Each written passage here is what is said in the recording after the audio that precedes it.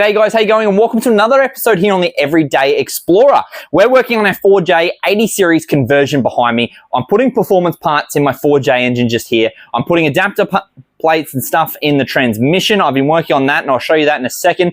But today I'm working on my snorkel, actually. It's a component right towards the end of the build. I'm a little bit stuck here on a few of the performance parts, which I'll show you in another video. But today I'm doing a snorkel. As you can see, this one is quite faded. So I'm going to be putting on a brand new black safari snorkel for this build.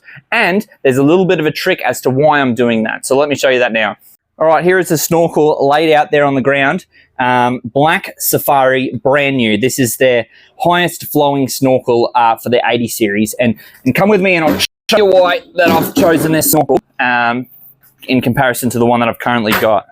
So just comparing the two snorkels here, you can see the one on the right that's currently on the car. This was the older style safari snorkel. It's a little bit more streamlined. It's a bit flatter, whereas the one on the left has got a bigger opening point. It's actually got a bigger airflow and a bigger tube all the way down. So I think I'm going to get massive gains out of this when it comes to airflow, when it comes time to tuning this engine. I'm going to be pumping some massive boosts through this motor, pulling out some really big power. So I'm going to need as much airflow as I can get. So it's a little job that I can tinker away with, get done today, and I don't have to worry about it later down the track. All right, without further ado, let's get stuck into it. Call it a build lapse. Time lapse on. Let's go.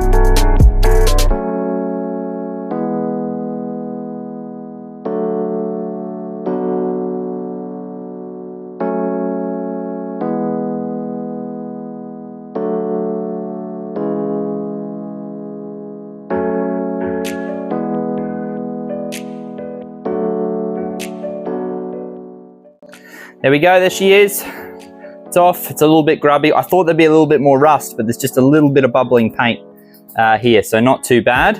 But yeah, looking pretty nasty at the moment. So fingers crossed that all the bolt holes are the exact same for the new version of Safari Snorkel.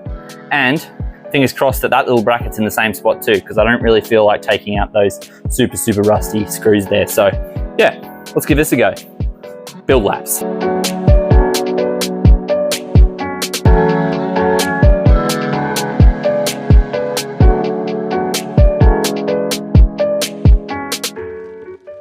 So I've got some terrible news. The bolt holes do not line up with the old Safari snorkel. So I need to make a decision on whether I cut this out to remove this little bit of rust bubble here and put a stainless snorkel, or whether I stick to the plastic one and try my best at drilling new holes for the plastic one. So yeah, that's a tricky decision to make, because cutting holes in a 80 series guard these days is blasphemy. So I'm going to have a think about that. It's not something I'm going to be able to do today. But what I am going to show you where I'm up to with the rest of the build, engine and transmission. So we've got some goodies going on here. First, I'll talk about the transmission and how that's all bolted up.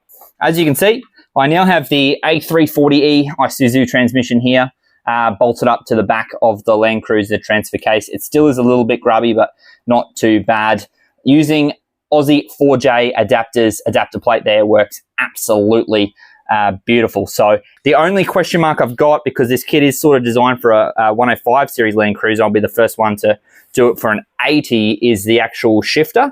So I kind of might need to relocate. They are supposed to get bolted up to here on the 105 series, but I might have to relocate this and replate it and try and bolt it to the same position. But I can't do that until it's in the car, so I can see exactly where that sits. But overall, this is all now ready to bolt onto that engine when I am done. You might be thinking this engine looks a little bit funny, and that's because it does. This is actually the bottom, and I've got the bottom lower oil pan taken off. The top of the motor is, well, on the bottom. So what I've done is I've emptied the oil and I've flipped this completely upside down. So the idea with this is it will allow me to install a crank girdle from Modified Explorer. They have provided that girdle as well as the Ross Racing crank damper, whatever you want to call it, on the front there. Now, I know a lot of people have problems with snap cranks and 4Js, so I'm trying to avoid that as best as possible from the start by putting the girdle across it as well as the new pulley. So anyway, yep, that's a wrap, guys. Thanks for watching this episode. I know I didn't really get into too much here. I've just been tinkering away, getting little bits and pieces done. I promise you, we will have some cool stuff coming, more performance parts for the 4J. Once I get the opportunity to flip this back over, we've got turbos, we've got manifolds, we've got all sorts of really cool stuff to be bolted to this before the transmission goes on and then the whole thing goes back in the car. I've got custom wiring harnesses now to get this thing wired up, and we are ready to go. So I'm getting super excited, just tinkering around, getting these odd jobs done before it all goes back in. And very, very soon, hoping to get this fired up and driving out the door. So cannot wait, guys. Stay tuned, like and subscribe below, and I'll see you on the next episode.